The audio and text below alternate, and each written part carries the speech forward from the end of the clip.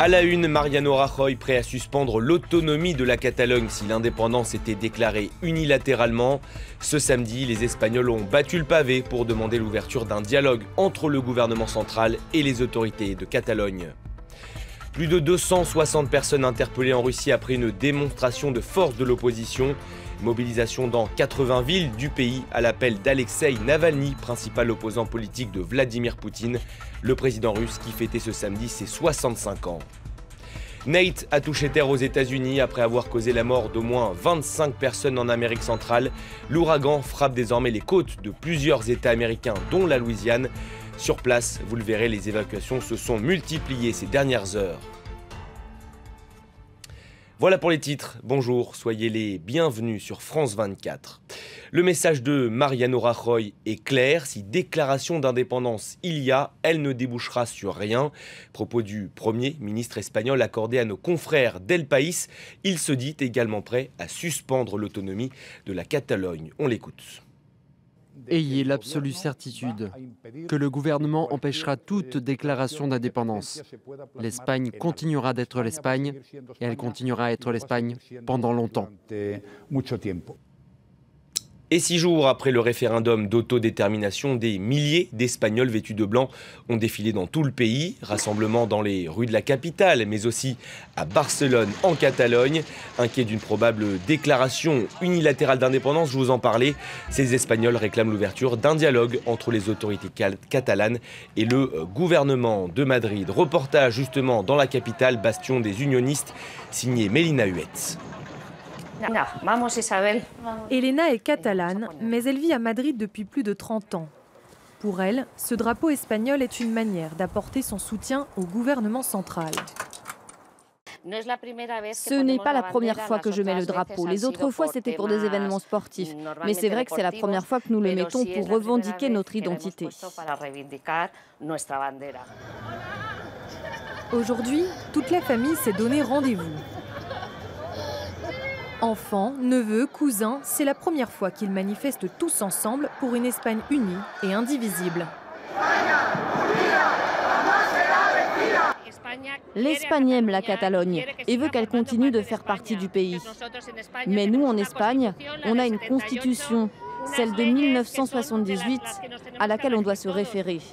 Si on ne respecte pas les lois, ce sera la jungle. Pour la majorité de ces unionistes, les hauts fonctionnaires indépendantistes doivent être mis sous les barreaux. En charge des arrestations, la Guardia civile et la police nationale. Malmenés par les indépendantistes, les forces de l'ordre sont ici en terrain conquis.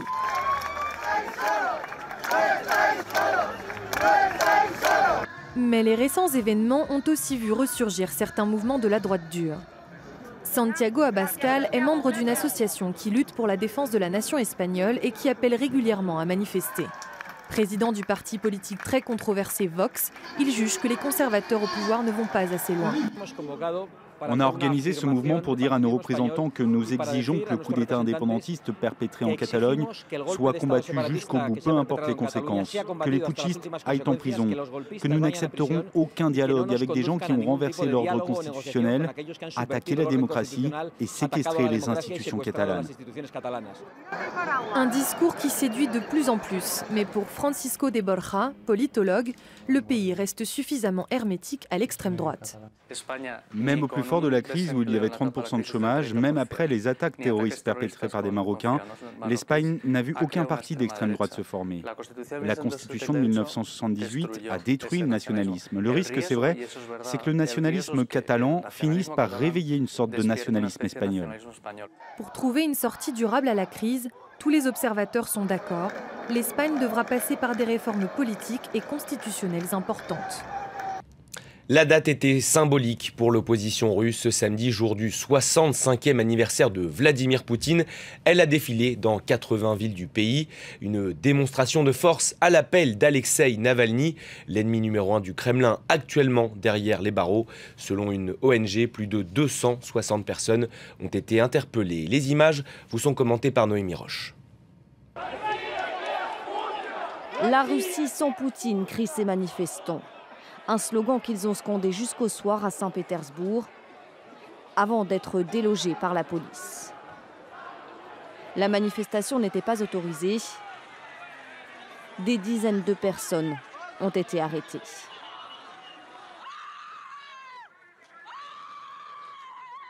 Quelques heures plus tôt, la manifestation se déroulait dans le calme.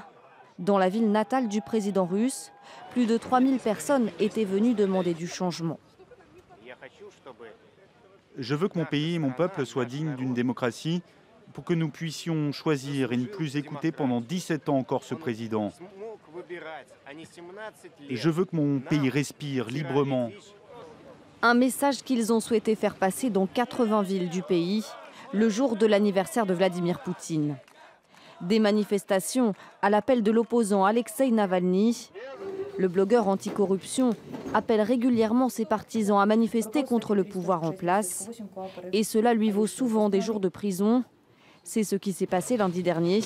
Alexeï Navalny a été condamné à 20 jours de détention. Des méthodes dénoncées par ses partisans.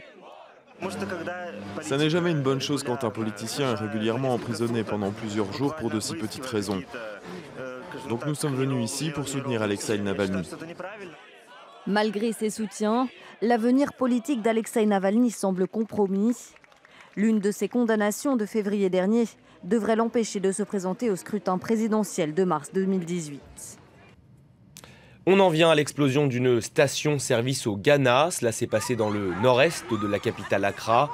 Le bilan, encore provisoire, fait état d'au moins 2 morts et 25 blessés.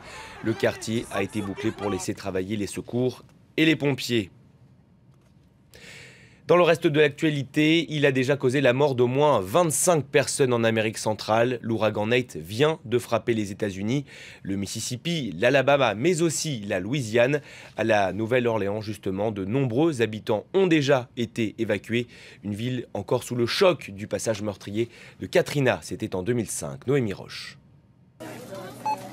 Derniers achats pour ces habitants de la Nouvelle-Orléans. Dans quelques heures, l'ouragan Nate frappera la ville. Ils se préparent à rester terrés chez eux, non sans appréhension. J'ai surtout peur pour ma voiture. Ma maison est surélevée, alors ça ne m'inquiète pas trop. Ma voiture, oui. Ces habitants, eux, ont reçu pour consigne d'évacuer leur maison. Elle se situe en première ligne du passage de l'ouragan. Pour l'instant, ils tentent de protéger leurs biens. Mais cette femme l'assure, elle n'hésitera pas une seconde à laisser sa maison. Je ne veux pas d'un autre Katrina. Regardez dans ma voiture, tout est prêt. Pas question non plus pour les autorités de revivre Katrina. En 2005, l'ouragan avait dévasté la ville et causé la mort de 1800 personnes. Alors le maire se veut rassurant et assure qu'il a pris les mesures nécessaires. Notre plus grande menace n'est pas forcément la pluie, mais les vents et les vagues. J'ai donc mis en place un couvre-feu à partir de samedi soir 18h jusqu'à dimanche matin. À mesure qu'il avance, Nate se renforce. Résultat, les vents pourraient dépasser les 150 km/h lorsqu'il touchera les côtes américaines. La Louisiane, mais aussi le Mississippi et l'Alabama se préparent au passage de l'ouragan.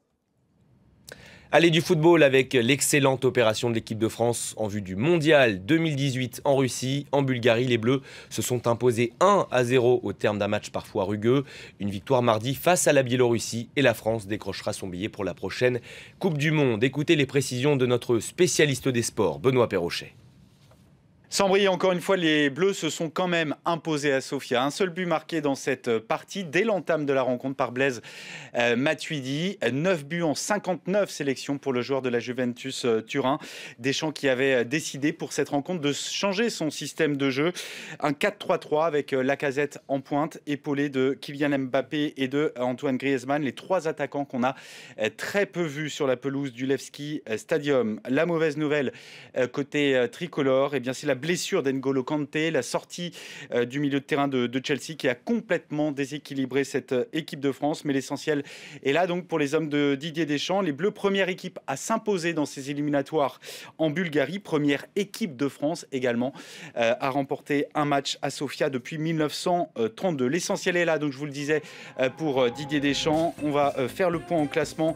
Les Bleus qui reprennent la tête du groupe A que la Suède avait provisoirement occupé après avoir étrillé le Luxembourg Luxembourg 8-0 en fin d'après-midi. La France en tête avec un tout petit point d'avance sur la Suède. Prochain adversaire des Bleus, ce sera la Biélorussie pour clore ses éliminatoires mardi prochain au Stade de France.